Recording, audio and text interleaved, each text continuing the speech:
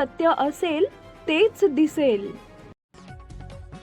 पंचायत समिती निवडणुकीच्या पार्श्वभूमीवर मतदान बूथ पाहणी व पेट्रोलिंग दरम्यान वळसंग पोलीस ठाण्याच्या पथकानं मद्रे शिवारात मोठी कारवाई करत बनावट विनापरवाना देशी दारू बनवणारा कारखाना उद्ध्वस्त केला।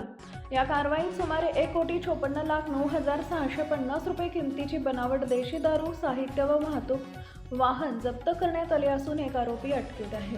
सहाय्यक पोलीस निरीक्षक राहुल डोंगरे यांच्यासह होटगी दूरक्षेत्राकडील सहाय्यक फौजदार निंबाळे, हवालदार अमोल यादव, हवालदार जाधवर, पोलीस कॉन्स्टेबल शंकर पाटील आदी कर्मचारी मद्रे ते आहेरवाडी रस्त्यावर पेट्रोलिंग करत असताना मौजे मद्रे शिवारात रस्त्याच्या कडेला राजू टिळेकर यांच्या सुरू असलेल्या बांधकामाजवळ पत्र्याच्या कंपाऊंडच्या अडोशाला एक आयशर टेम्पो संशयास्पदरित्या उभा असल्याचं आढळून आले।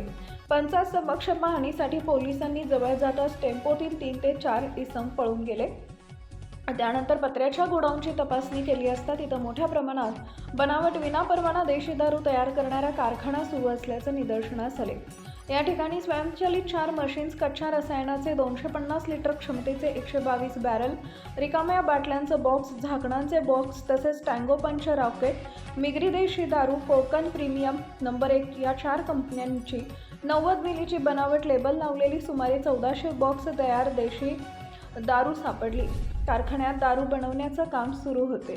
या प्रकरणी कारखान्याचा मालक राजू उर्फ राजकुमार चंद्रकांत टिळेकर राहणार मद्रे, तालुका दक्षिण सोलापूर यास अटक करण्यात आली असून त्याचा भागीदार दिनू शेठ उर्फ भूषण पाटील राहणार धुळे तसेच ऐशर टेम्पोचा चालक व मालक अज्ञात याच्या विरोधात वळसंग पोलीस ठाण्यात गुन्हा दाखल करण्यात आला आहे। उर्वरित आरोपींच्या शोधासाठी 3 पथके तयार करण्यात आली असून पुढील तपास सहाय्यक पोलीस निरीक्षक राहुल डोंगरे करत आहेत।